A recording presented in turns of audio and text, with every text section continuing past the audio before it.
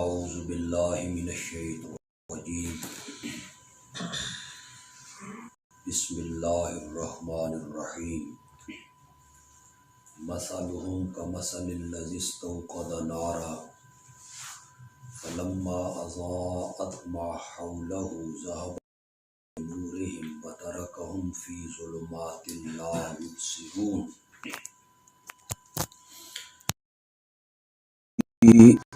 آیات میں تین جماعتوں کا تفصیلاً ذکر ہوا۔ سب سے پہلے انعمت علیہم کا، جنہیں مومن کہتے ہیں، اس کے بعد مغضوب علیہم کا، جنہیں کفار کہتے ہیں، جو مہر جباریت کے نیچے آ چکے ہیں، اور تیسری جماعت ضالین، جنہیں منافق کہتے ہیں۔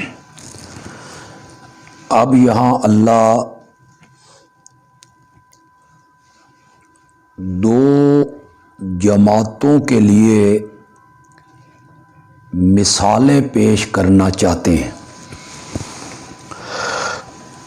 مفسرین کا خیال یہ ہے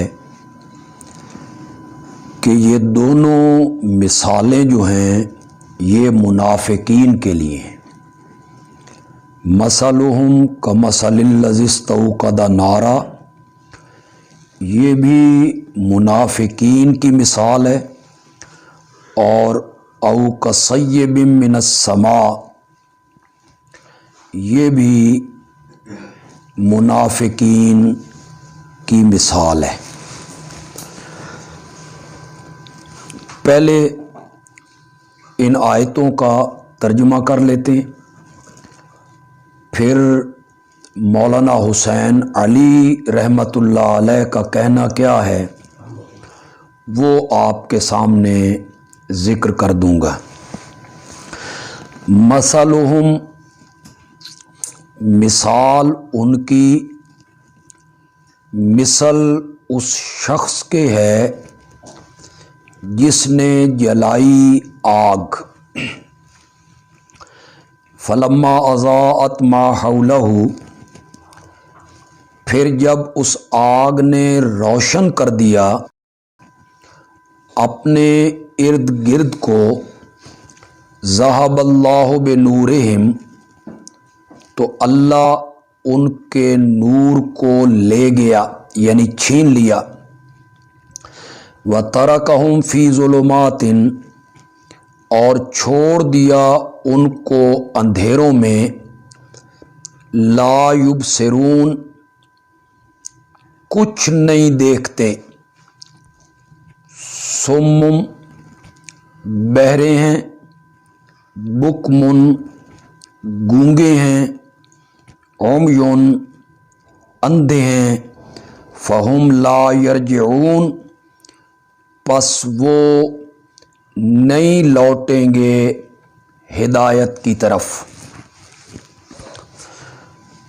مفسرین کہتے ہیں کہ اسلام اور ایمان کی آگ جلائی گئی، انہوں نے ایمان اور اسلام کا منافقین نے دعویٰ کیا، ماحول روشن ہو گیا۔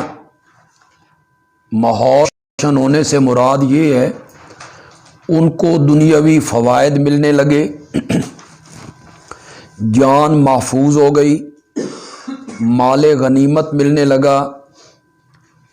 ذہب اللہ بنورہم، اللہ ان کے نور کو لے گیا، یعنی دعوی ایمان کی کلی اللہ نے کھول دی، اللہ نے ان کے نفاق سے پردے ہٹائے، اور پھر ان کے مفادات ختم ہو گئے۔ تو مفسرین کہتے ہیں یہ منافقین کی مثال پیش کی گئی ہے۔ مولانا حسین علی الوانی رحمۃ اللہ علیہ کا کہنا یہ ہے کہ یہ مثلہم کمثل الذی استوقد نارا، یہ کفار کی مثال ہے مغضوب علیہم کی، اور آگے او کصیب من السماء وہ مثال ہے منافقین کی۔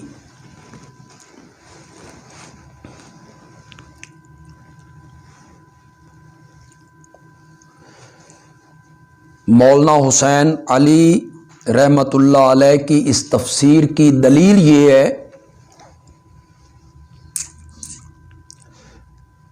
فرماتے ہیں کہ جب مغضوب علیہم کا اللہ نے ذکر کیا تھا تو وہاں فرمایا تھا ختم اللہ علی قلوبہم، اور یہاں فرمایا صم بکم عمی۔ یہ حضرت صاحب کی پہلی دلیل ہے۔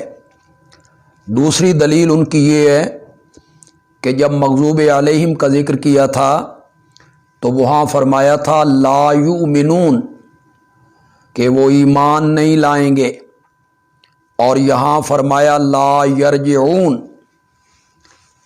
کہ وہ ہدایت کی طرف نہیں لوٹیں گے۔ یہ دو قرینے ہیں مولانا حسین علی کی تفسیر کی تائید میں۔ آگ جلانے والے سے مراد نبی اکرم صلی اللہ علیہ وسلم کی ذات گرامی ہے جی، جنہوں نے آیات بینات سے رشد و ہدایت کی آگ روشن کی۔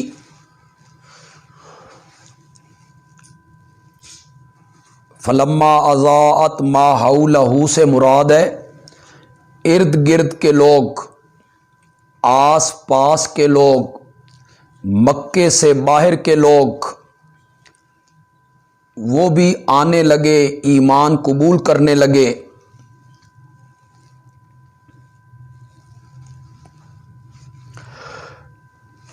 فلما اضاءت ما حولہ کے بعد ایک جملہ معذوف ہوگا جسے حضرت صاحب ادماج کہتے ہیں، ادماج۔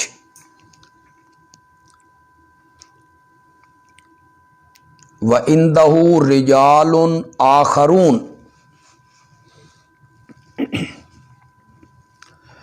وہاں کچھ لوگ اور بھی بیٹھے ہوئے تھے۔ تو اس آگ نے جو رشد و ہدایت کی روشنی تھی، اس نے ماحول کو روشن کر دیا، آس پاس کے لوگ آنے لگے، لیکن روشنی کو دیکھنے کے لیے آنکھوں کی ضرورت ہوتی ہے، بینائی کا ہونا ضروری ہے۔ اللہ نے بوجہ عناد ان سے نور بصیرت چھین لیا،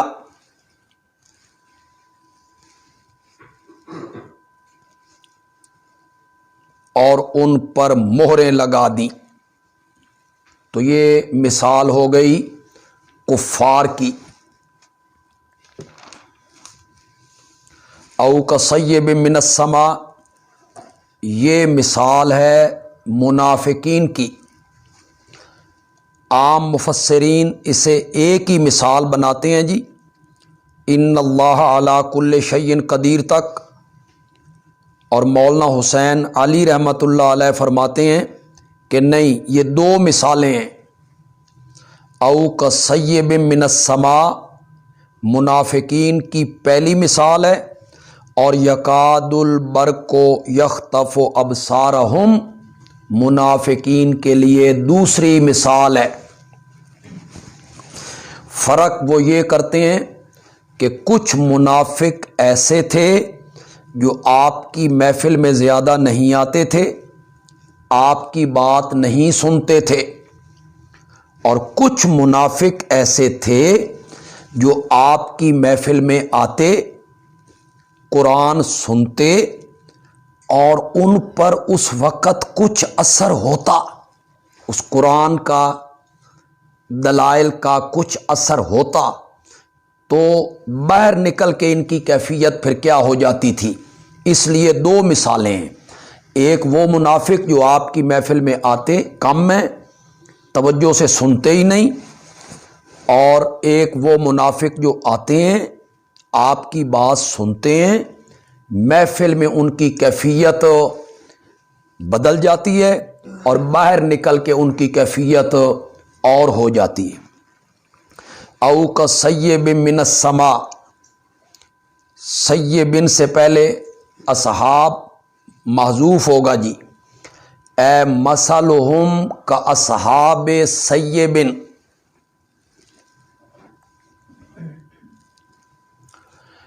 یعنی ان منافقوں کی مثال ان لوگوں کی طرح ہے جو تیز بارش میں گھر جائیں،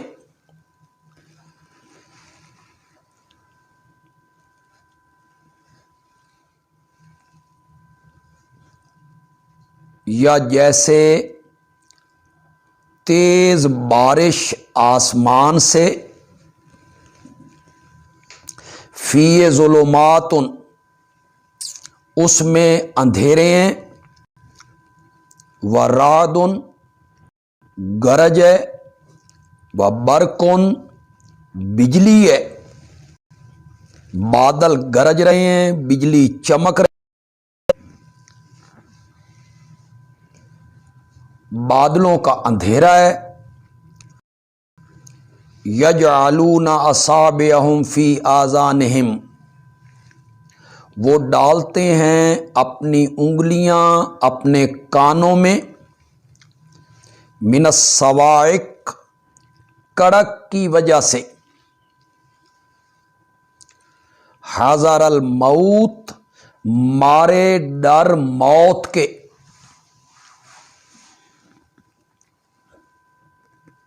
واللہ محیط بالکافرین، اور اللہ کافروں کو گھیرنے والا ہے۔ سیب سے مراد ہے جی ایمان، قرآن، اسلام، ظلمات اور رعد سے مراد ہیں وہ تکلیفیں، مصائب، شدائد جنہوں نے اسلام کو گھیر رکھا ہے کہ تپتے ہوئے کولوں پہ لیٹنا پڑتا ہے، مصیبتیں آتی ہیں، دکھ آتے ہیں، یا ظلمات اور رعد سے مراد ہیں قرآن کی وعیدیں، جو قرآن نے وعیدیں سنائیں، ڈراوے، اور برق سے مراد ہے ایمان لانے کے دنیاوی فائدے، مال غنیمت، اور صواعق سے مراد ہیں شرعی تکلیفیں، تکلیفیں تو شاید لفظ نہ ہو، یعنی جو شریعت نے احکام نافذ کیے ہیں، مال کی زکوٰۃ دینی پڑتی ہے، روزہ رکھنا پڑتا ہے، نماز پڑھنی پڑتی ہے،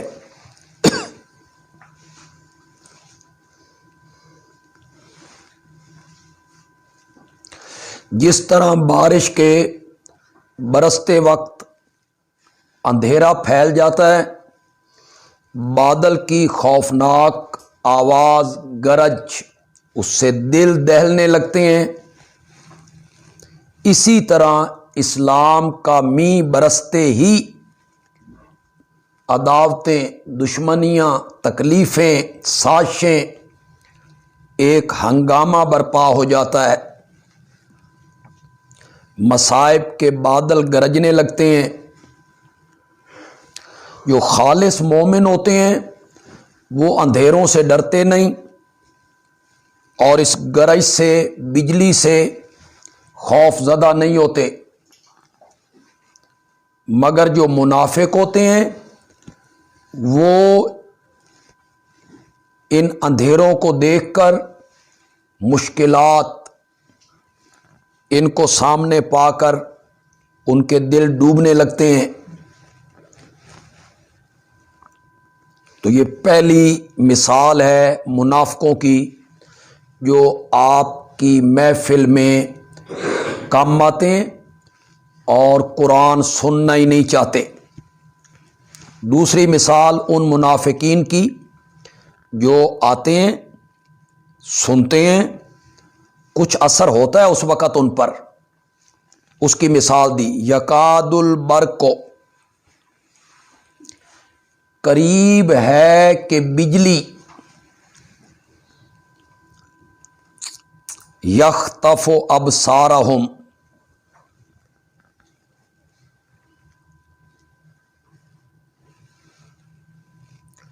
اگرچہ مختلف ترجمہ کرنے والوں نے اس کا معنی کیا اچک لینے کا،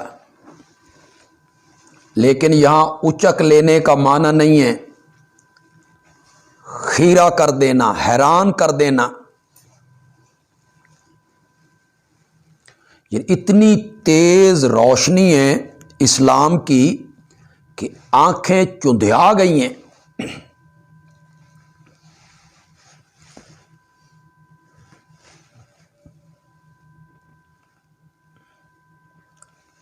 اسلام کی دن بدن پھیلتی ہوئی روشنی مراد ہے جی، جس نے ان کی آنکھوں کو حیران کر دیا ہے، چندھیا گئی ہیں آنکھیں۔ کلما اضاء لہم مشوا فیہ، جب کبھی وہ روشن ہوتی ہے ان کے لیے بجلی، مشوا فیہ، اس میں چلنے لگتے ہیں۔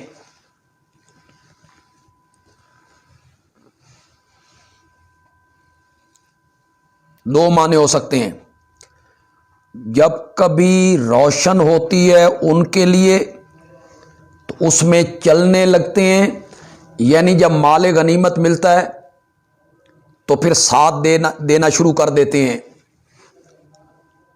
یا جب آپ کی محفل میں ہوتے ہیں، قرآن اتر رہا ہوتا ہے، معجزہ دیکھتے ہیں تو پھر اس رستے پر چلنے لگتے ہیں۔ وَإِذَا أَظْلَمَ عَلَيْهِمْ قَامُوا، اور جب اندھیرا چھا جاتا ہے کھڑے ہو جاتے ہیں۔ اندھیرے سے مراد کیا ہے؟ کوئی دکھ آ گئے، مصائب آ گئے، تکلیفیں آ گئیں تو پھر وہیں کے وہیں۔ یا اندھیرے سے مراد ہے آپ کی محفل سے باہر نکلنا، اپنی سوسائٹی میں چلے جانا۔ جب آپ کی محفل میں ہوتے ہیں، قرآن اتر رہا ہوتا ہے تو اس وقت چلنے لگتے ہیں، کچھ مائل ہوتے ہیں، اور جب اندھیرا چھا جاتا ہے آپ کی محفل سے باہر نکلتے ہیں، اپنی سوسائٹی میں جاتے ہیں تو قامو، پھر وہیں کے وہیں ہیں۔ قریب ہے کہ بجلی ان کی آنکھوں کو چندھیا دے۔ دیکھیں، اندھیری رات ہو، بادل ہو، بجلی چمک رہی ہو اور بندے کو راستے کا پتہ نہ چل رہا ہو تو دو طریقے ہیں چلنے کے۔ ایک طریقہ یہ ہے کہ جب بجلی چمکے تو راستہ دیکھے، اور جب اندھیرا چھا جائے تو اس دیکھے ہوئے راستے پر چلنے لگے۔ ایک طریقہ یہ ہے، اور یہ سب سے بہتر طریقہ ہے کہ بجلی تو چمکے گی 1 سیکنڈ کے لیے اور اندھیرا چھائے گا منٹوں میں، تو اس وقت راستہ دیکھے، اور پھر اندھیرا چھا جائے تو دیکھے ہوئے راستے پر چل پڑے۔ دوسرا طریقہ یہ ہے کہ بجلی چمکے تو چلے اور جب اندھیرا چھا جائے تو کھڑا ہو جائے، تو یہ تو احمق آدمی ہے، بیوقوف آدمی ہے، بجلی چمکنے میں ایک قدم اٹھا لے گا۔ فرمایا یہ منافق ایسے احمق ہیں کہ جب بجلی وحی کی چمکتی ہے تو تھوڑا سا چل پڑتے ہیں، اور جب اندھیرا چھا جاتا ہے اپنی سوسائٹی میں پہنچتے ہیں، آپ کی محفل سے باہر چلے جاتے ہیں تو پھر کھڑے ہو جاتے ہیں۔ چاہیے ان کو یہ تھا کہ جب آپ کی محفل میں ہوتے، وہی آ رہی ہوتی، وہی کی بجلی چمکتی، اس وقت راستہ دیکھتے اور باہر نکل کر اس دیکھے ہوئے راستے کو اختیار کرتے۔ وَلَوْ شَاءَ اللَّهُ لَذَهَبَ بِسَمْعِهِمْ، اگر اللہ چاہے تو ان کے کانوں کو لے جائے اور ان کی آنکھوں کو بھی لے جائے، یعنی مہر لگا دے۔ معلوم ہوا یہ ابھی مہر کے نیچے نہیں آئے، ابھی ان پر مہر نہیں لگی۔ اگر اللہ چاہے تو ان کے کان اور ان کی آنکھیں لے جائے۔ ان اللہ علی کل شیء قدیر، جملہ تعلیلیہ ہے جی، بے شک اللہ ہر چیز پر قادر ہے۔ ان کی آنکھیں چھین لے، ان کے کان چھین لے، ان کے وجود کو چھین لے، اللہ ہر چیز پر قادر ہے۔ یہاں تک قرآن کی صداقت، ذالک الکتاب لا ریب فیہ۔ اس کے بعد 3 جماعتوں کا ذکر ہو گیا جی، انعمت علیہم، مغضوب علیہم اور ضالین۔ اس کے بعد 2 جماعتوں کے لیے اللہ نے مثالیں پیش کی جی، ایک مثال کفار کے لیے اور 2 مثالیں منافقین کے لیے۔ مومنوں کے لیے مثال پیش کرنے کی چنداں ضرورت نہیں تھی جی۔ یا ایھا الناس، ان 3 جماعتوں کے تذکرے کے بعد اچانک رنگ بدلا ہے جی۔ اے لوگو عبادت کرو اپنے رب کی۔ یہ ہے مولانا حسین علی رحمۃ اللہ علیہ کا تفسیری کمال جی، کہ کس طرح انہوں نے مربوط کیا تمام آیتوں کو۔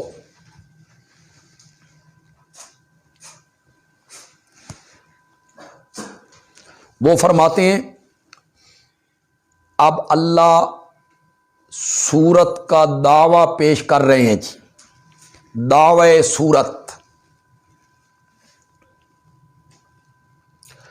اور یہ خطاب عام ہے۔ یا ایھا الناس، یہاں یہ لکھ لیں خطاب عام۔ یہ میں اس لیے کہہ رہا ہوں کہ 5ویں رکوع سے خطاب خاص شروع ہوگا جی، یا بنی اسرائیل۔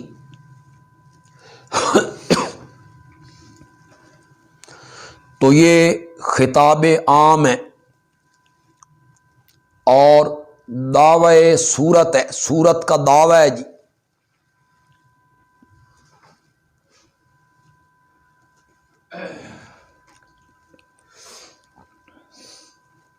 یا ہم اس طرح بھی اس کو مربوط کر سکتے ہیں جی، جب قرآن پڑھنے والے نے ان 3 جماعتوں کا تذکرہ پڑھا، ایک مومن ہوتے ہیں، کافر ہوتے ہیں اور منافق ہوتے ہیں۔ ایک بات شاید میں نے ذکر نہیں کی، ابتدا میں کچھ باتیں تفصیلاً ہوتی ہیں، پھر آگے تو ترجمہ چلتا رہتا ہے۔ ابتداءً 2 جماعتیں ہوتی ہیں، ایک کافر، مسلمان۔ جب مصائب ہوتے ہیں، دکھ ہوتے ہیں، تکلیفیں ہوتی ہیں، شدائد ہوتے ہیں، باہر نکلنا مشکل ہوتا ہے، قتل کی تدبیریں ہوتی ہیں، کوئی مالی فائدہ نہیں ہوتا، مال غنیمت کا تصور نہیں ہوتا، اس وقت منافق نہیں ہوتے جی۔ مکے میں آپ کو کوئی منافق نظر نہیں آئے گا۔ مصائب کا دور تھا، دکھ کا دور تھا۔ جب مسلمانوں کو دنیاوی کامیابی ملنے لگے، جب مسلمانوں کو فتوحات حاصل ہونے لگے، جب مال غنیمت آنے لگے، پھر یہ تیسرا گروہ پیدا ہوتا ہے جی منافقوں کا۔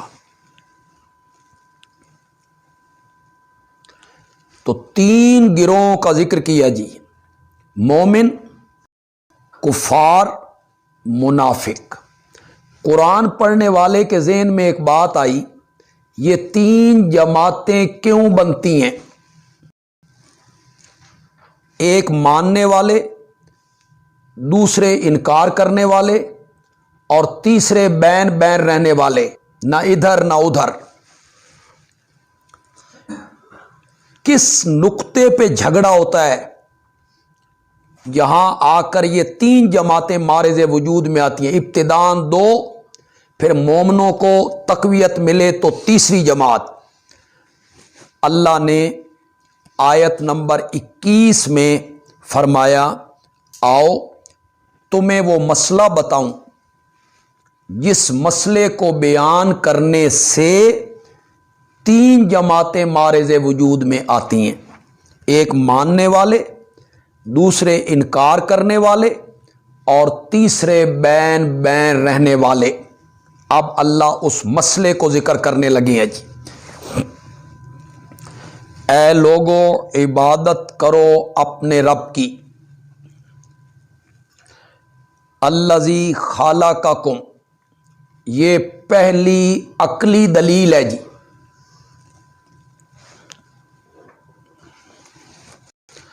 دعوی صورت پر پہلی عقلی دلیل، اعبدوا ربکم لا عیسیٰ ولا ابراہیم ولا مریم ولا عزیر ولا الملائکہ۔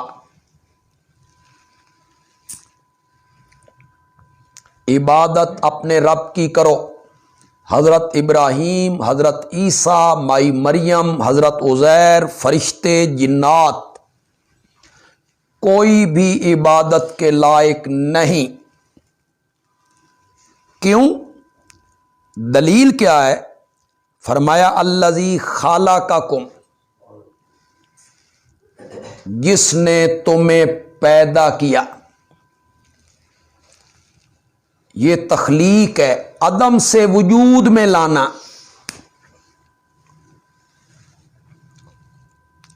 نیست سے ہست کر دینا، نابود سے بود کرنا، گندے پانی کے قطرے کو کئی طریقوں سے بدل کے انسان بنانا، یہ تخلیق ہے۔ مت کہ کوئی اس کے جواب میں کہتا رہے، حضرت عیسیٰ نے کہا تھا انی اخلق لکم، میں بھی بناتا ہوں۔ وہ ہے ایک تصویر، صورت، مٹی سے بنا لینا پرندے کی صورت۔ یہ تخلیق وہ نہیں ہے۔ اللہ کی جو تخلیق ہے وہ ہے عدم سے وجود میں لانا۔ جس نے پیدا کیا تمہیں، والذین من قبلکم، اور ان لوگوں کو جو تم سے پہلے ہوئے۔ من قبلکم آباء و اجداد مراد ہیں جی، اوپر والی نسل۔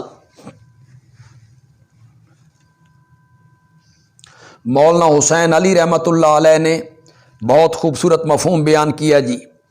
من قبلکم سے مراد مشرکین کے معبود ہیں، جنہیں مشرکین مکہ پکارتے، یہود و نصارہ جن کی عبادت کرتے، حضرت عزیر، حضرت عیسیٰ، حضرت ابراہیم، حضرت اسماعیل، فرشتے لات منات عزا، اللہ کہنا چاہتے ہیں تمہیں بھی میں نے بنایا ہے، والذین من قبلکم، اور میرے سوا جن کی تم پوجا پاٹ کرتے ہو ان کو بھی میں نے بنایا ہے۔ کئی لوگوں کو حضرت صاحب کے ان معنوں پہ یوں ہی فضول سا اعتراض کرتے رہتے ہیں، اندر کا گند باہر نکالتے رہتے ہیں لوگ۔ اس کی قرآن پاک میں تائید موجود ہے اس معنی کی، سورۃ نحل میں، سورۃ فرقان میں، والذین یدعون من دون اللہ لا یخلقون شیئا وہم یخلقون، اللہ کے سوا جن کو وہ پکارتے ہیں انہوں نے کچھ نہیں بنایا، وہ خود بنائے گئے ہیں۔ یہ تائید موجود ہے اس معنی کی، لعلکم تتقون، تاکہ تم پرہیزگار بنو۔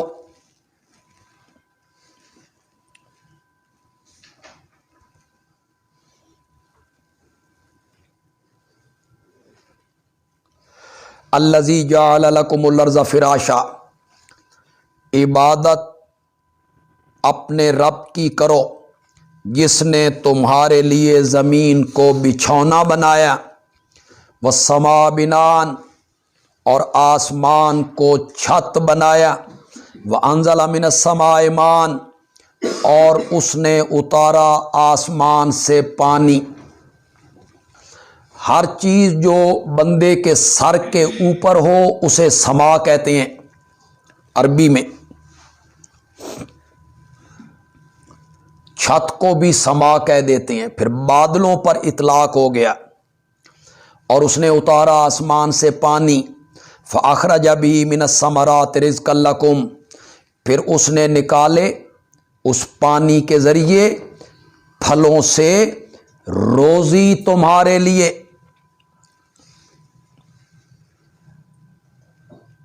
اس کی کاریگری دیکھو،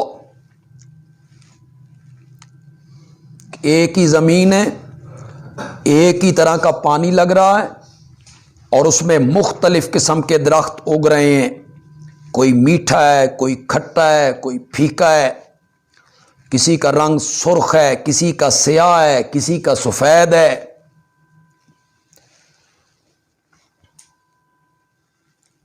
فلا تجعلوا للہ اندادا،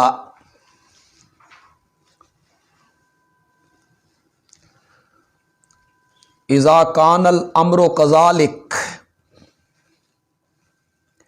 جب معاملہ اس طرح ہے کہ سب کچھ بنانے والا میں ہوں، بارش برسانے والا میں ہوں، پھلوں کو پیدا کرنے والا میں ہوں، تو پھر اللہ کے لیے ند شریک نہ بناؤ۔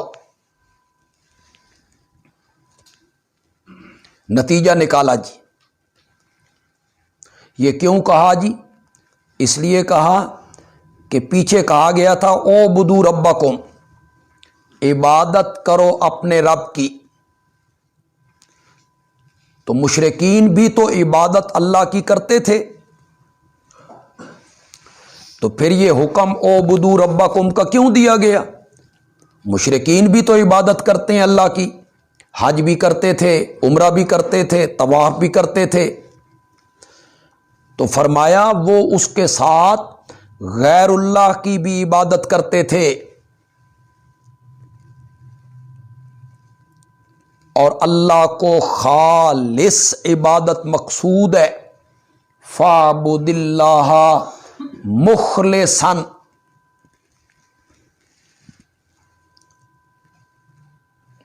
پس نہ بناؤ اللہ کے لیے ند شریک۔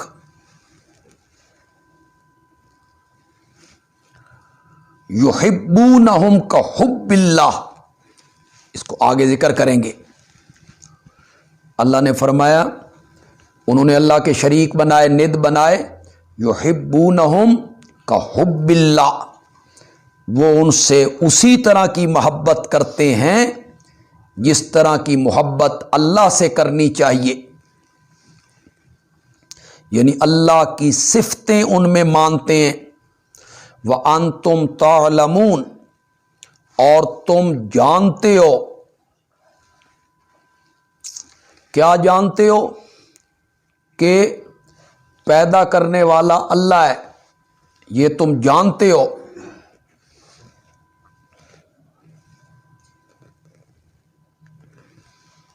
کہ اللہ کے سوا کوئی خالق نہیں ہے، تم جانتے ہو کہ اللہ کے سوا کوئی رازق نہیں ہے۔ یہ دعویٰ سورت کا ہو گیا جی، اعبدو ربکم، یہ سورت کا مرکزی مقام ہے جی، ذہن میں رہے، ساری سورت اس کے گردا گرد گھومے گی جی۔ عبادت کی تشریح میں کر چکا ہوں ایاک نعبد و ایاک نستعین میں۔ دعوی سورت اعبدوا ربکم، اور اس پر عقلی دلیل الذی خلقکم والذین من قبلکم وَإِن كُنتُمْ فِي رَيْبٍ مِّمَّا نَزَّلْنَا عَلَىٰ عَبْدِنَا۔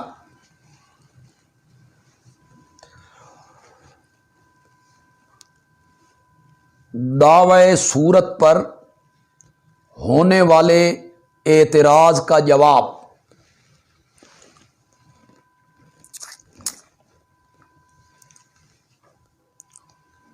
اور یہ صداقت رسول بھی ہے۔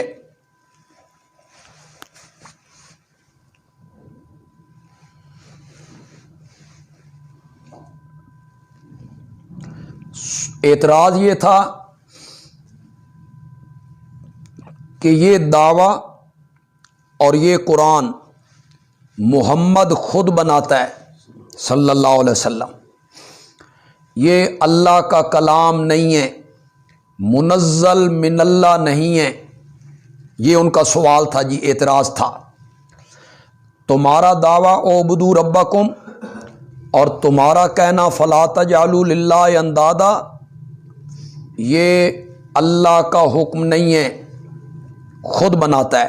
جواب دیا، میرا نبی تو نہ لکھنا جانتا ہے نہ پڑھنا، اگر وہ ایسی کتاب بنا لیتا ہے تو تم تو متکلم بھی ہو، شاعر بھی ہو، فصیح بھی ہو، بلیغ بھی ہو، تم اس جیسی ایک صورت بنا کے لے آؤ۔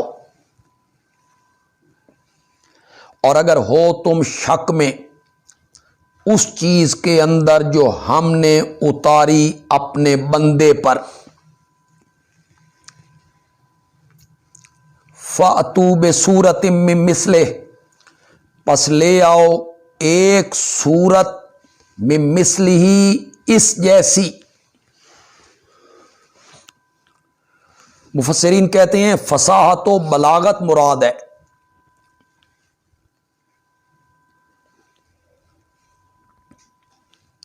حضرت صاحب کہتے ہیں فصاحت و بلاغت بھی مراد ہے، مضامین کی ندرت، واقعات ماضیہ کو اس طرح بیان کرنا کہ وہ واقع ہمارے سامنے ہو رہے ہیں، اور آنے والے واقعات کا ذکر کرنا۔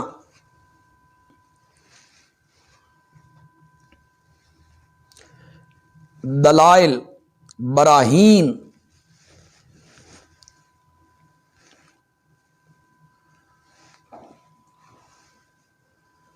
پھر قرآن کی اثر انگیزی، چھوٹی صورتوں میں بڑی صورتوں کے مضامین کو سمو دینا۔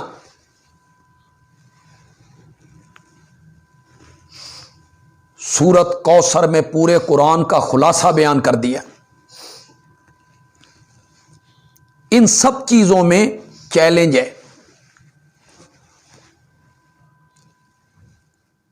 آپ سورت کہف میں اصحاب کہف کا واقعہ آپ نے پڑھا، کیسے بیان کیا جیسے ہمارے سامنے ہو رہا ہے۔ سورت یوسف پڑھیں، حضرت یوسف کے واقعہ کو اس طرح بیان کیا۔ وَادْعُوا شُهَدَاءَكُمْ، اور بلاؤ اپنے مددگاروں کو.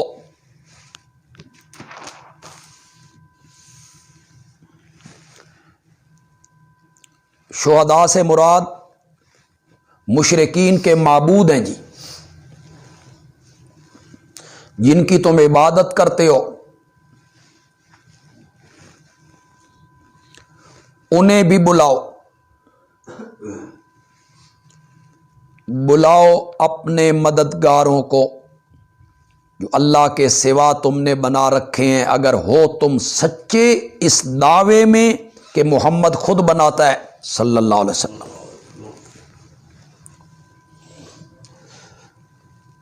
امام راضی نے کہا کہ شہداء سے مراد ان کے معبود بھی ہیں، اور شہداء سے مراد ان کے وڈیرے اکابر یہودیوں کے وہ علماء جو انہیں سوال سکھاتے، شبہات سکھاتے، انہیں پٹیاں پڑھاتے کہ اس نبی سے یہ پوچھو. جس طرح آپ نے پڑھ لیا ہوگا کہ انہوں نے اصحاب کہف کے بارے میں پوچھا، ذوالقرنین کے بارے میں پوچھا، روح کی حقیقت پوچھی. یہ انہیں یہودیوں کے علماء سکھایا کرتے تھے. جب یہ تجارت کے لیے جاتے شام تو یہ مدینے کے راستے سے جاتے تھے. انہوں نے انہیں پڑھایا تھا کہ حضرت یعقوب کا وطن تو فلسطین تھا، شام تھا، پھر یہ مصر کیسے پہنچ گئے، جس کے جواب میں اللہ نے سورت یوسف اتاری تھی. تو شہداء سے مراد ان کے اکابر ہیں جن سے یہ شبہات جا کے سیکھتے تھے. فَإِن لَمْ تَفْعَلُوا، یہ ہے قرآن کا معجزہ. پس اگر تم ایسا نہ کر سکو، وَلَن تَفْعَلُوا، اور ہرگز تم نہیں کر سکو گے.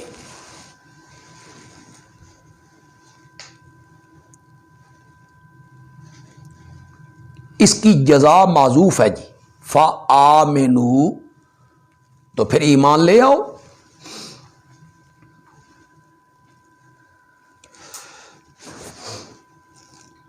اور فَاتَّقُوا النَّارَ جو ہے یہ جزا کے قائم مقام ہے جی. اور پس اگر تم ایسا نہ کر سکو اور ہرگز نہیں کر سکو گے تو ایمان لے آؤ، مان جاؤ کہ یہ اللہ کی کتاب ہے.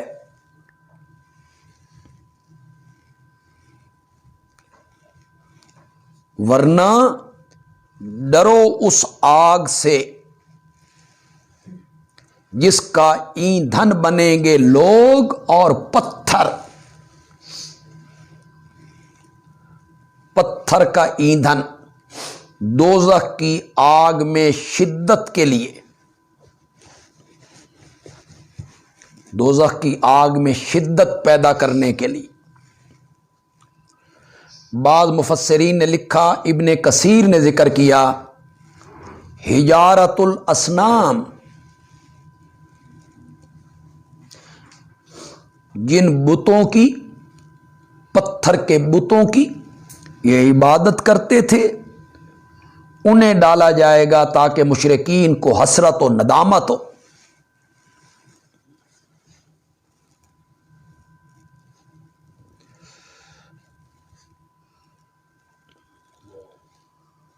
اعدت للکافرین، تیار کی گئی ہے وہ آگ کفار کے لیے.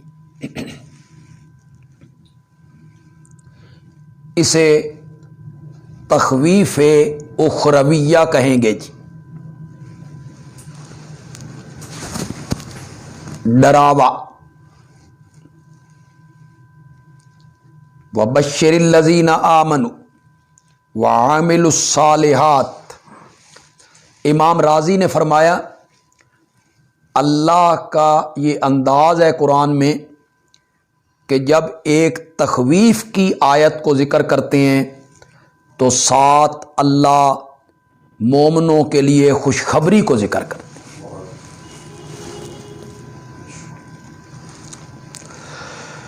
وَبَشِّرِ الَّذِينَ آمَنُوا، یہ بشارت ہو گئی، بشارت اخروی، خوشخبری سنا ان لوگوں کو جو ایمان لائے اور عمل کیے نیک، یقیناً ان کے لیے باغات ہیں، بہتی ہیں ان کے نیچے نہریں، من تحت اشجارہا ومساکنہا، ان کے محلات کے نیچے نہریں بہتی۔ اس کی کیفیت اللہ ہی بہتر جانتا ہے۔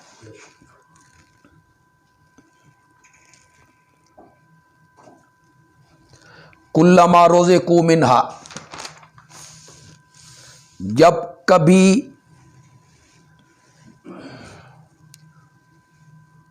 انہیں دیا جائے گا کوئی پھل کھانے کو،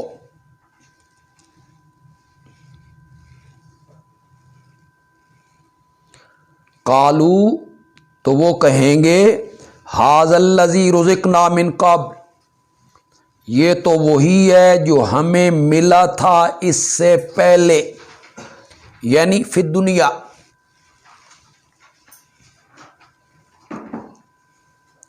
دنیا میں بھی ہم یہ کھاتے تھے، یا اس سے پہلے سے مراد ہے کل بھی تو یہی کھایا تھا، یعنی جنت ہی میں۔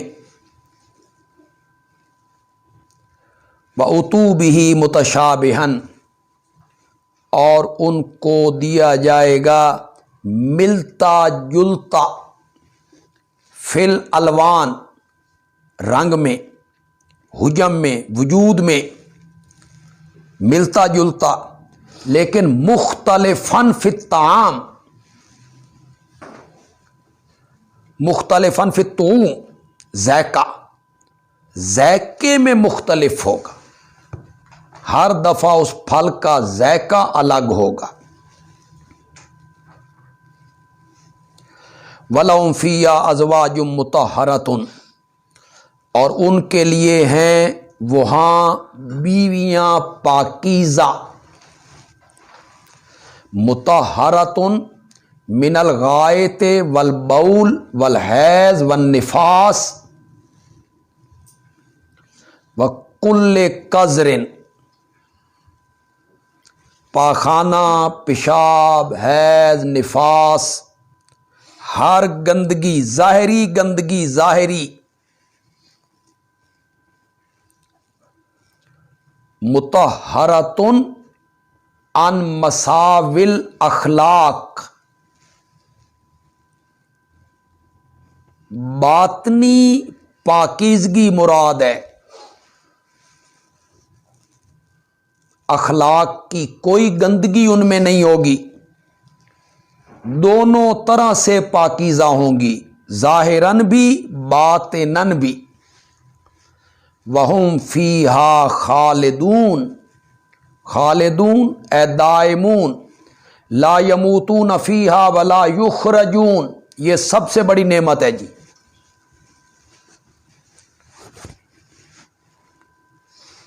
کسی بندے کو آپ تاج محل میں بٹھا دیں اور اسے کہیں 15 دن کے لیے رہنا ہے، تو یہ کوئی نعمت نہیں ہے۔ نعمت یہ ہے کہ دائمون، لا یموتون فیہا ولا یخرجون، نہ موت کا ڈر، نہ نکالے جانے کا ڈر۔ ان اللہ لا یستحیی ان یضرب مثلا ما بعوضۃ فما فوقہا۔ آپ دیکھتے چلے جائیں، بظاہر ان آیتوں کا ماقبل سے کوئی ربط نظر نہیں آتا۔ قرآن کا ذکر کیا، جہنم کا، جنت کا، اس کے بعد کہا اللہ نہیں رکتا کہ بیان کرے مثال مچھر کی۔ مولانا حسین علی رحمۃ اللہ علیہ نے فرمایا یہ دعوی توحید پر دوسرے اعتراض کا جواب ہے۔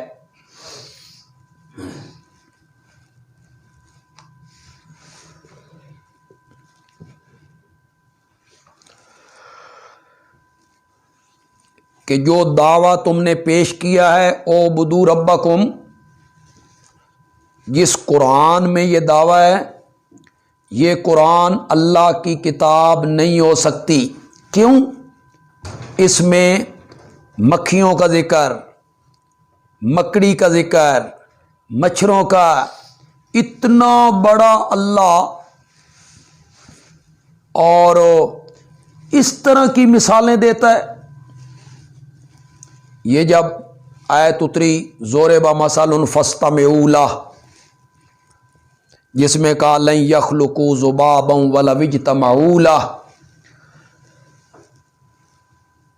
اور جہاں فرمایا کمثل العنکبوت، ان کی مثال مکڑی کی طرح ہے. تو یہودیوں نے کہا، مشرکین نے کہا اتنا بڑا اللہ اور اس طرح کی باتیں کرتا ہے، اس طرح کی مثالیں دیتا ہے. اس کا جواب دیا جی بے شک اللہ نہیں رکتا. انسان کے ساتھ جو صفتیں مختص ہیں نا جی، یہ حیا انسان کے ساتھ مختص ہے نا، جب اس کی اللہ کی طرف اس کی نسبت کی جائے تو اس صفت کے نتائج مراد ہوتے ہیں. اور حیا کا نتیجہ کیا ہے؟ ترک فعل، کام کو چھوڑ دینا. تو لا یستائی لا یترک، اللہ نہیں چھوڑے گا.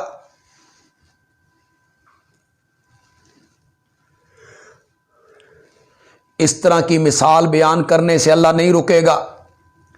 مثال اس لیے بیان کی جاتی ہے تاکہ مسئلہ واضح ہو. اس میں مثال بیان کرنے والے کی کیا توہین ہو رہی ہے؟ جس کے لیے مثال بیان ہو رہی ہے اس کی حقارت کا ذکر ہے. بے شک اللہ نہیں رکتا کہ بیان کرے کوئی مثال مچھر کی، فما فوقہا، یا اس سے بھی اوپر.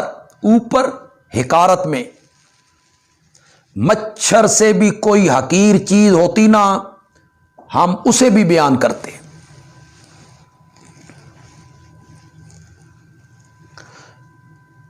اس کا فائدہ کیا ہے؟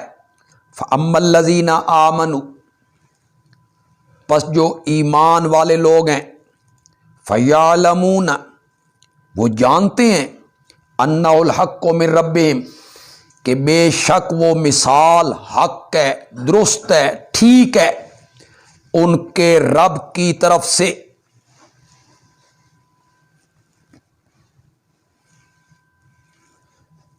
موحد جن کے دل میں اللہ کی توحید کا جذبہ ہے وہ اس طرح کی مثال سنتے ہیں، خوش ہوتے ہیں.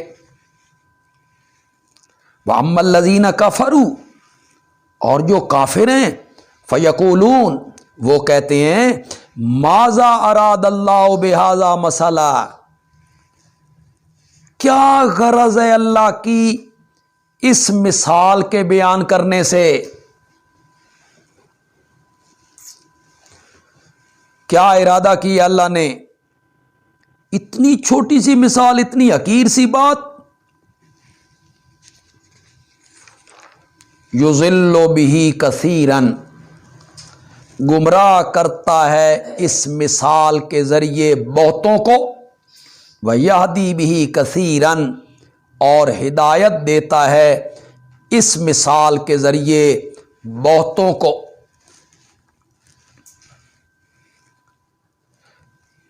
یعنی بہت سارے لوگوں کی گمراہی اور بہت سارے لوگوں کی ہدایت اس طرح کی مثالوں سے نمایاں کر دیتا ہے. یہ مطلب ہے جی یذلو کا.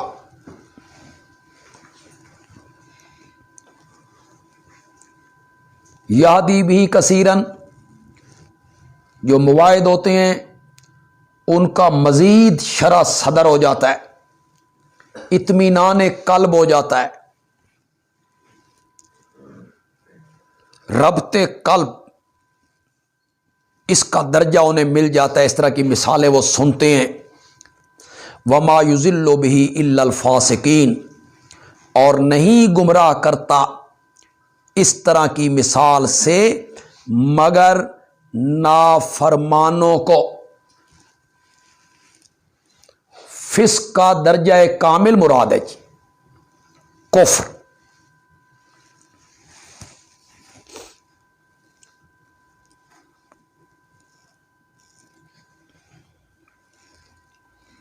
جو کافر لوگ ہیں، نافرمان، انہی کی گمراہیاں ظاہر ہوتی ہیں۔ کون ہے وہ؟ الذین ینقضون عہد اللہ من بعد میثاقہ۔ وہ فاسقین کون ہیں؟ جو توڑ دیتے ہیں اللہ کے وعدے کو، من بعد میثاقہ، بعد مضبوط باندھنے کے۔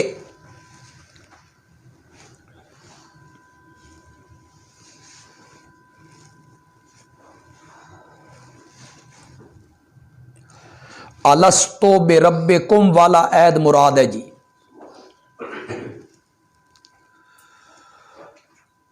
جس عہد کی یاد دہانی کے لیے انبیاء بھیجے جاتے رہے۔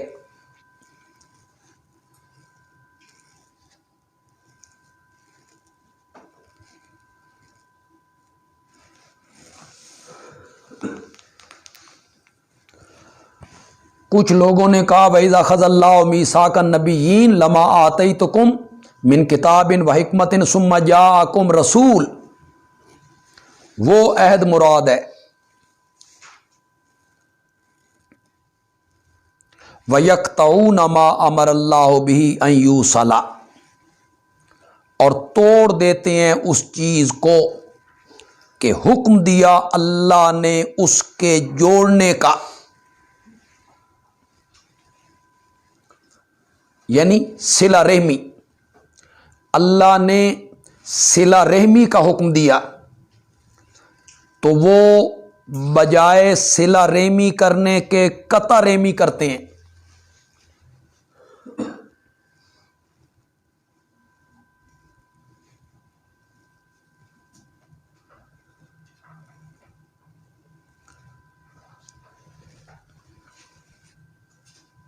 رب کے ساتھ وحدانیت کو جوڑنا، نبی پاک کے ساتھ ختم نبوت کو جوڑنا، اور صحابہ کے ساتھ ان کی پاکیزگی کو جوڑنا، جن کے جوڑنے کا اللہ نے حکم دیا ہے وہ اسے کاٹ دیتے ہیں۔ وَيُفْسِدُونَ فِي الْأَرْضِ، اور فساد کرتے ہیں زمین میں۔ اے یعبدون غیر اللہ، قرطبی۔ یفسدون فی الارض، مسئلہ توحید پر بے جا اعتراض کر کے، شبہات پیدا کر کے، جس طرح مشرکین نے شبہات پیدا کیے، مچھر کی مثال، مکھی کی مثال، یہ ہے فساد فی الارض۔ اولئک ھم الخاسرون، یہی لوگ ہیں نقصان اٹھانے والے۔ کیف تکفرون باللہ وکنتم امواتا، مشرکین کے دو شبہات کے جواب دینے کے بعد رجوع الی الدعوی،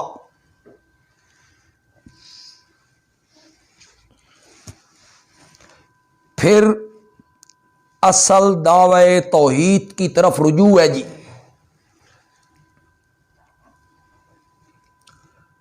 کیسے ربط ہو گیا جی؟ دعوی توحید پر مشرکین کے دو اعتراض، ان کے اللہ نے دیے جواب دینے کے بعد پھر اصل دعوی توحید کو ذکر کرنے لگے ہیں جی، پھر اسی طرف آ گئے ہیں جی۔ کیف تکفرون باللہ وکنتم امواتا، اے کیف تجعلون للہ اندادا،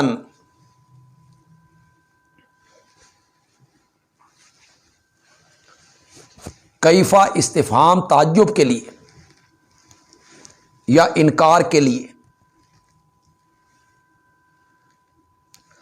کیف تکفرون باللہ اے کیف تعبدون ماہ غیرہ،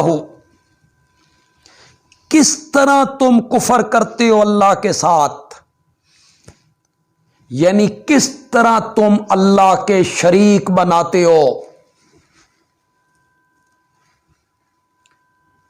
تکفرون باللہ اے بتوحید اللہ، کنتم امواتن تم تھے مردہ،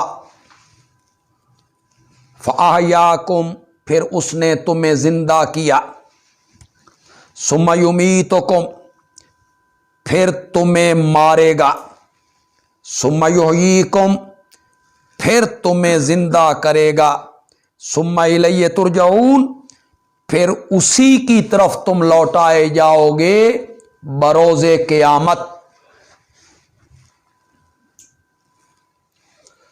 کنتم امواتن تم تھے مردہ، یعنی عدم، کچھ بھی نہیں تھے، تمہارا وجود ہی نہیں تھا، عدم نیست، فاحیاکم پھر تمہیں زندہ کیا، روح پھونکی، پھر تم زندگی گزار لو گے تو تمہیں موت آ جائے گی، پھر تمہیں قیامت کے دن زندہ کرے گا۔ امتن اثنتین و احییتن اثنتین، سورۃ حامیم المومن میں 2 دفعہ موت اور 2 دفعہ زندگی۔ جو لوگ اس بات کے قائل ہیں کہ قبر میں پھر روح لوٹتی ہے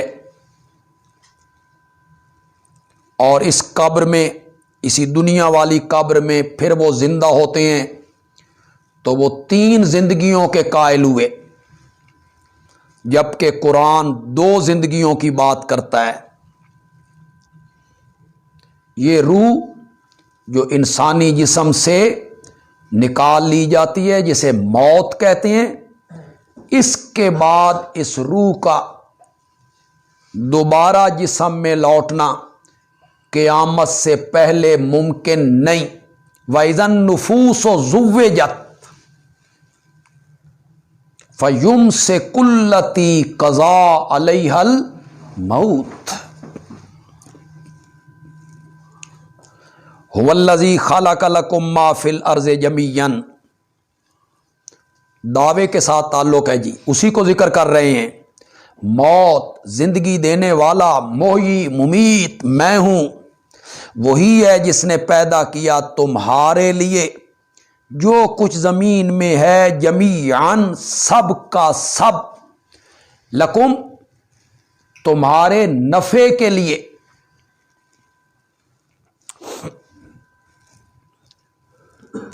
تاکہ تم اس سے فائدہ حاصل کرو۔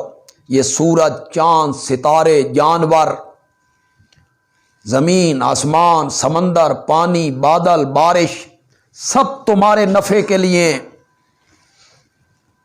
ثم استوى الى السماء، استوا اس کا صلہ الہ آئے تو معنی ہوتا ہے قاصدہ، ارادہ کیا،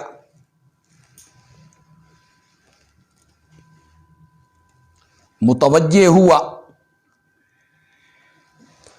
شاہ ولی اللہ صاحب نے یہی معنی کیا جی، پھر وہ متوجہ ہوا، پھر اس نے ارادہ کیا آسمان کی طرف، فسواہن 7 سماوات، سوا برابر کر دیا، یا مانا کرو ٹھیک ٹھاک کر دیا،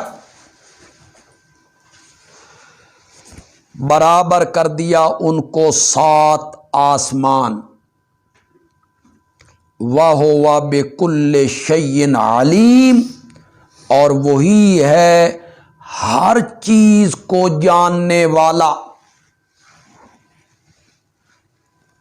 عالم الغیب، عالم ما کان وما یکون، ہر چیز کو جاننے والا صرف اور صرف وہی ہے۔ ایک بات جو میں نے عبادت کی تفسیر اور تعریف کرتے ہوئے ذکر کی تھی، اگر آپ کے ذہن میں ہو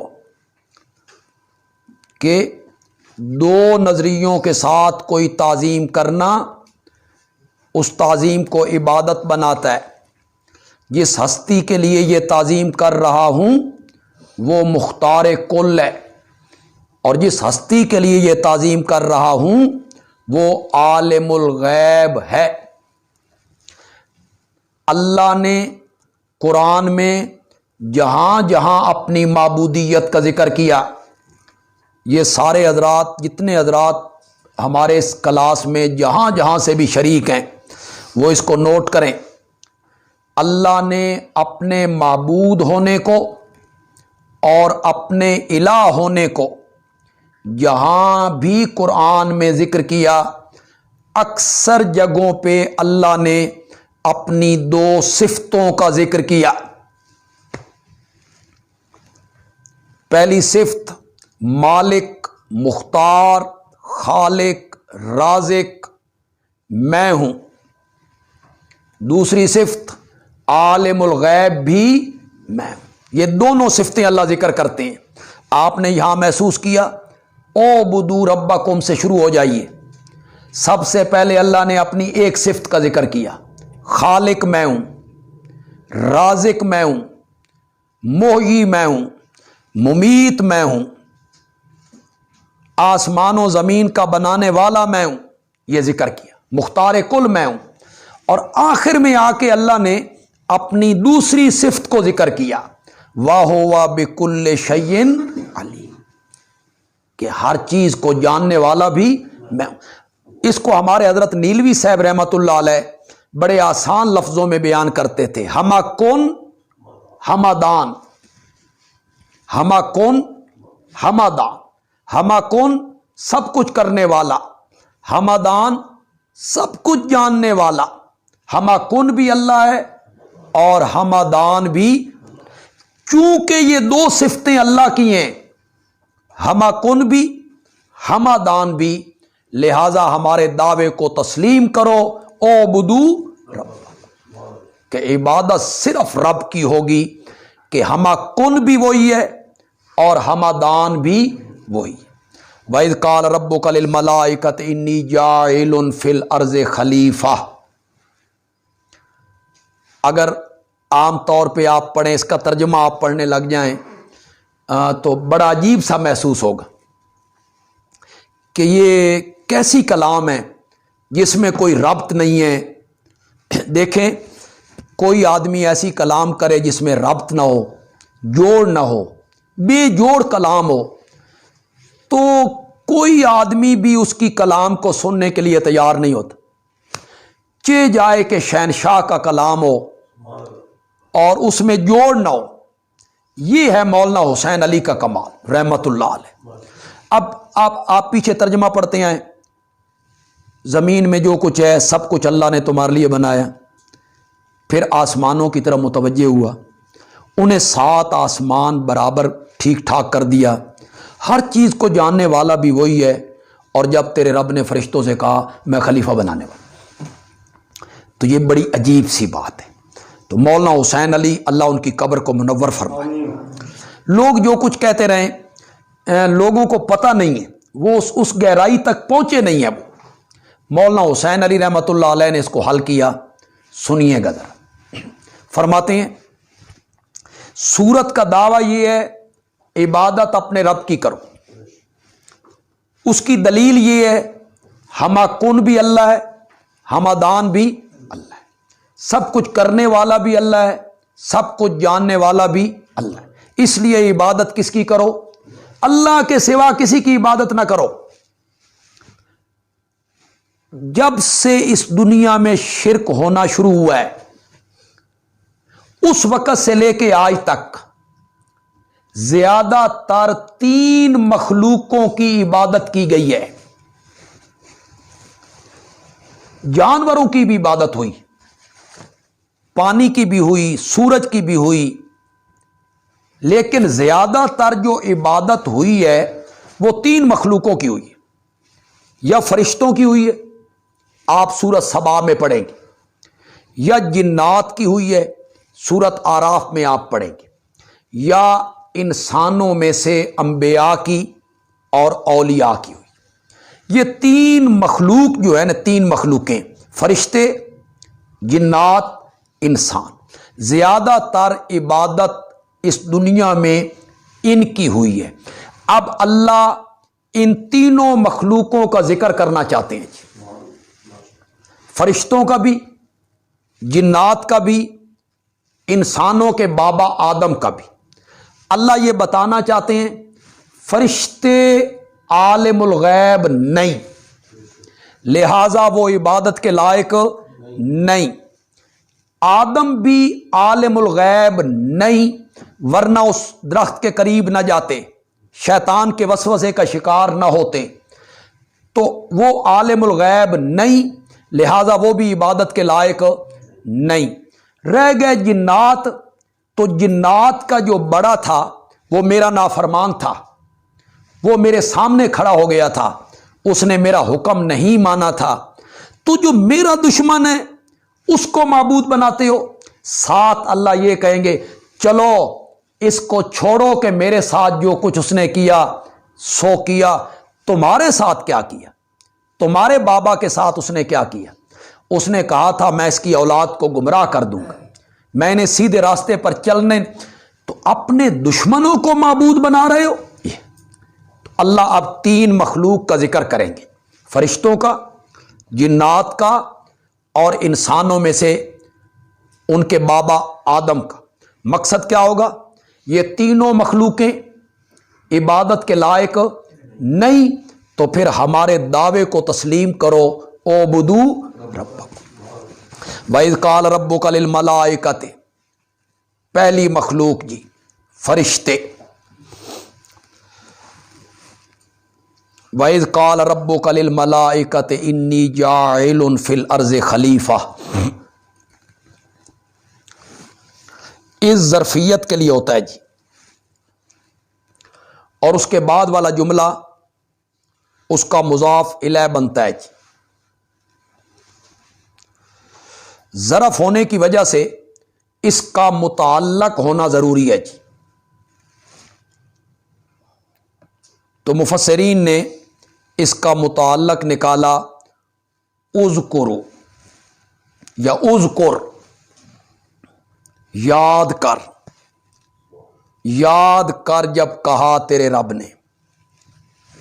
اذکر چونکہ فعل متعدی ہے تو پھر انہوں نے نکالا اذکر القصۃ، یاد کر قصے کو۔ یہ بڑی مفسرین نے تکلف کیا جی۔ بعض مفسرین نے از کو زائد قرار دے دی، از زائد ہے، بعض نے کہا از قد کے معنی میں۔ حضرت صاحب نے، مولانا حسین علی رحمۃ اللہ علیہ نے ناو کے امام رضی کے قول کو پسند کیا کہ از کا متعلق جو ہے کبھی مقدم ہوتا ہے اور کبھی مؤخر بھی ہوتا ہے۔ یہاں از کا متعلق مؤخر ہے، قالو اتجعل فیہا، تو کس طرح مانا ہوگا؟ فرشتوں نے کہا کیا تو بنائے گا زمین میں جو اس زمین میں فساد کرے گا؟ کب کہا؟ اذ قال ربک للملائکہ، جب تیرے رب نے فرشتوں سے کہا تھا۔ اور جب کہا تیرے رب نے فرشتوں سے انی جاعل فی الارض خلیفہ، میں بنانے والا ہوں زمین میں نائب جانشین۔ خلیفہ سے مراد یا تو آدم ہے جی، اور مراد خلافت اللہ ہے، یعنی شریعت کے احکام جو ہم نے دنیا پہ اتارنے ہیں، اس کے لیے وہ ہمارا نائب ہوگا۔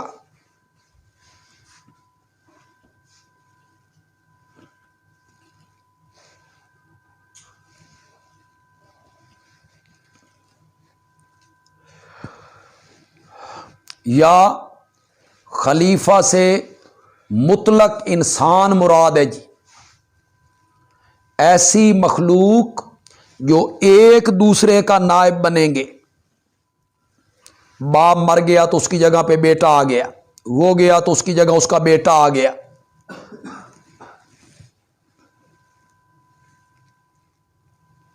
دونوں معنی ہو سکتے ہیں جی۔ ایسی مخلوق جس میں انبیاء ہوں گے، میرے احکام جو ہم نافذ کرنا چاہیں گے ان کی اولاد پر، وہ ان کو سنائیں گے، ہمارے احکام عمل کر کے دکھائیں گے۔ قالو، فرشتوں نے کہا، اتجعل فیہا، کیا تو بنائے گا زمین میں جو زمین میں فساد کرے گا، فساد فی العقائد، ویسفک الدماء، اور بہائے گا خون، فساد فی الاعمال۔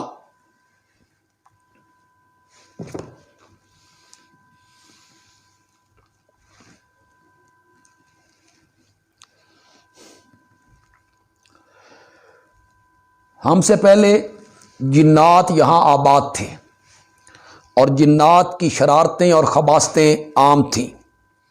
فرشتوں نے قیاس کر لیا ہمیں جنات پر کہ یہ نئی مخلوق بھی ایسی ہی ہوگی، یا جب کہا کہ وہ خلیفہ ہوں گے ایک دوسرے کے نائب، تو وہاں سے انہوں نے سمجھا کہ ایک دوسرے کی نیابت میں تو پھر فساد ہوگا۔ فرشتوں کا یہ کہنا، آگے فرشتے کیا کہتے ہیں، نحن نسبح بحمدک، یہ من یفسد فیہا کے ساتھ اس کا تعلق ہوگا کہ جو مخلوق تو بنانا چاہتا ہے وہ تو فساد کریں گے، اور ہم تسبیح پڑھتے رہتے ہیں تیری خوبیوں کے ساتھ۔ وَنُقَدِّسُ لَكَ، اور ہم تیری پاکی بولتے ہیں۔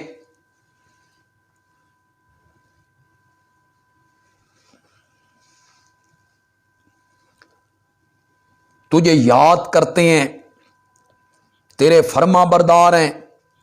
قال انی اعلم ما لا تعلمون، اللہ نے کہا میں جانتا ہوں وہ باتیں من الحکم، حکمتیں جو تم پر مخفی ہیں، جو تم نہیں جانتے، یعنی یکون فیہم الانبیاء والاولیاء والصلحاء والعلماء مدارک، ایسی مخلوق جس میں انبیاء ہوں گے، اولیاء ہوں گے، علماء ہوں گے۔ یہ فرشتوں کی بات کا اجمالی جواب ہے۔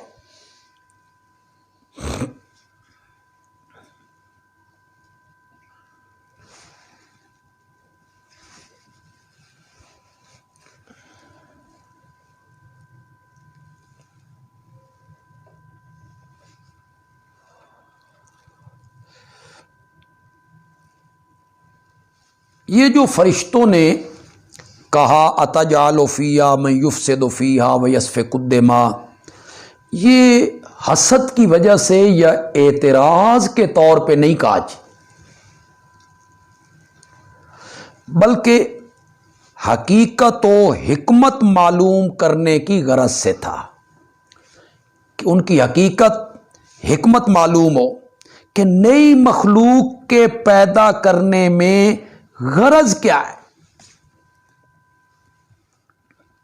اگر عبادت مقصود ہے تو نحن نسبح بحمدک، تو ہم سے زیادہ عبادت کون کر سکتا ہے؟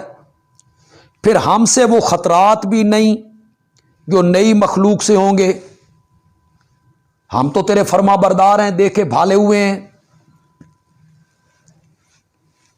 یہ بالکل ایسے ہی ہے جیسے ایک فرما بردار نوکر ہو، ملازم ہو، اور مالک ایک اور نوکر رکھنا چاہے، تو وہ فرما بردار نوکر کہے کہ وہ نیا نوکر پتہ نہیں کیسا ہوگا، اس کا مزاج کیسا ہوگا، میں تو دیکھا بھالا ہوں، اس کے ذمے جو آپ کام لگانا چاہتے ہیں وہ بھی میرے ذمے لگا دیں، میں کام کروں گا۔ جب اسے بتایا گیا نوکر کو کہ تو باورچی ہے، روٹیاں پکاتا ہے، تو میں ڈرائیور رکھنا، تو ڈرائیوری نہیں جانتا، تو فرشتوں کو اللہ نے کہا کہ میں وہ حکمتیں بہتر جانتا ہوں کہ میں نے ان سے کیا کام لینا ہے۔ وَعَلَّمَ آدَمَ الْأَسْمَاءَ كُلَّهَا، یہ تفصیلی جواب ہے جی، فرشتوں کی بات کا تفصیلی جواب۔ اور سکھائے اللہ نے آدم کو نام سب چیزوں کے۔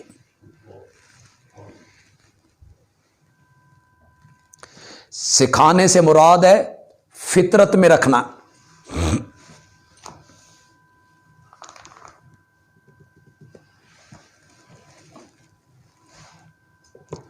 آدم کی فطرت میں رکھ دیے، جس طرح جانوروں کے بچوں کی فطرت میں رکھ دیا جاتا ہے کہ تمہاری غذا کہاں ہے اور ان کو حاصل کرنے کا طریقہ کیا ہے۔ یہ مطلب نہیں ہے کہ فطری استعداد کے علاوہ آدم کو سکھایا کہ یہ فلاں چیز ہے، یہ کرسی ہے، یہ میز ہے۔ یہ اگر یہ بات ہو نا تو پھر اعتراض آئے گا کہ آدم کو تو سکھا دیا، اس نے بتا دیا، فرشتوں کو جب سکھایا ہی نہیں تو انہوں نے نہیں بتایا تو ان پر اعتراض کیسا، ان کو نہیں پتا چلا۔ تو یہ سکھانے سے مراد ہے فطرت میں رکھ دیا۔ کیوں؟ حضرت آدم انسان تھے اور ان کے ساتھ انسانی لوازمات تھے، مثلا انہوں نے شادی کرنی ہے، فرشتوں کا تو یہ تصور بھی نہیں ہے، ان کے بچے ہونے ہیں، فرشتوں کے ہاں تو یہ تصور نہیں ہے، اس کو بھوک لگنی ہے، پیاس لگنی ہے، فرشتوں کے ہاں تو تصور بھی نہیں ہے، پانی، گھڑا، دیجکی، چولہا، توا، پرہات، تو یہ ان کی فطرت میں رکھ دی یہ چیزیں حضرت آدم کی۔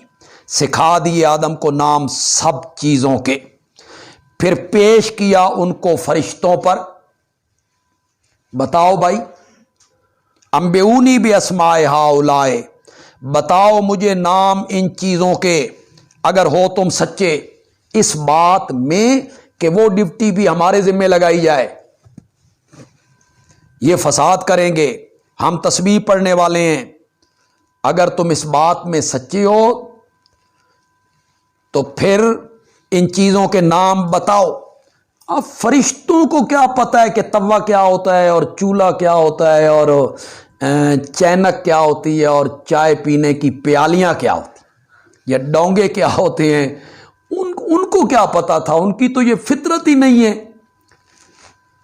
قالو، تو فرشتے کہنے لگے سبحانک، تیری ذات پاک ہے شریکوں سے، لا علم لنا، ہمیں علم نہیں، الا ما علمتنا، مگر جتنا تو نے ہمیں سکھایا ہے، انک انت العلیم الحکیم، بے شک تو ہی ہے ہر چیز کو جاننے والا بھی اور حکیم بھی۔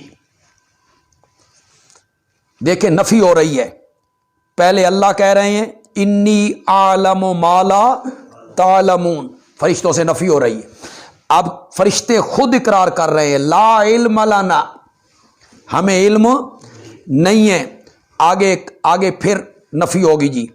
اللہ نے کہا اے آدم بتا ان کو نام ان چیزوں کے، فلما انباہم، پھر جب آدم نے انہیں بتا دیے نام ان چیزوں کے، اللہ نے فرمایا الم اقل لکم، کیا میں نے تم سے نہیں کہہ دیا تھا، انی عالم غیب السماوات والارض، بے شک میں جانتا ہوں چھپی چیزیں آسمانوں کی اور زمین کی، وَعَالَمُ مَا تُبْدُونَ وَمَا كُنْتُمْ تَكْتُمُونَ، اور میں جانتا ہوں جو تم ظاہر کرتے ہو اور جو تم چھپاتے ہو عالم الغیب بھی صرف اور صرف میں ہوں، تمہیں اس کا علم نہیں ہے۔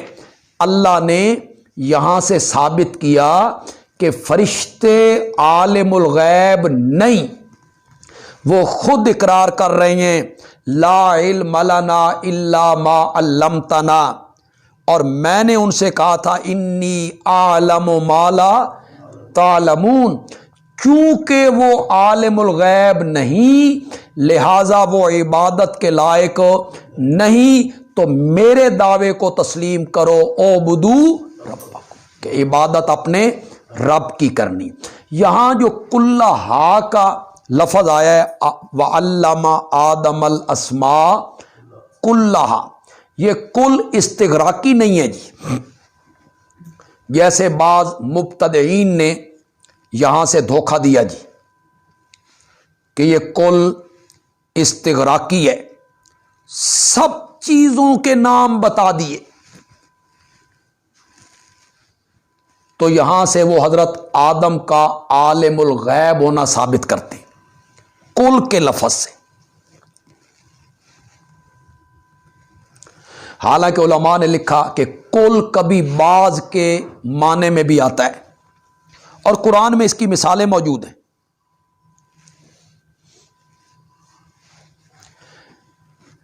ملکہ بلقیس کے بارے میں کہا گیا وہ اوتیت من کل شیء، کہ ملکہ بلقیس کو ہر چیز دی گئی، حالانکہ اسے نبوت نہیں ملی، اسے حضرت سلیمان کی حکومت نہیں ملی۔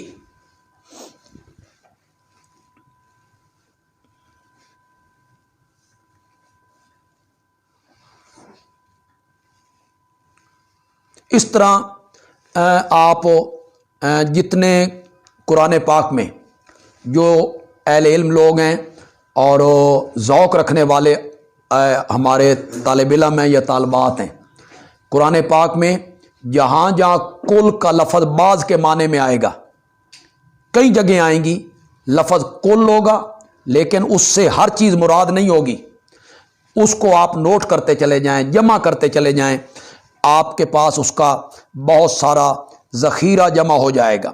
فتحنا علیہم ابواب کل شیء، ہم نے ان پر کھول دیے دروازے ہر چیز کے۔ کیا مطلب ہے؟ ان کو نبوت مل گئی تھی، ان کو ساری کائنات کی سلطنت اللہ نے عطا کر دی تھی۔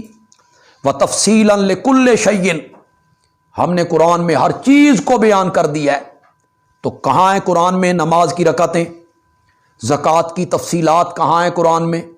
حج کا پورا طریقہ کہاں ہے قرآن میں؟ سارے طریقے عبادات کے، فرائض کے قرآن پاک میں نہیں ہیں۔ تو کل ہر جگہ استغراقی نہیں ہوتا، کبھی کبھی بعض کے معنی میں بھی آتا ہے۔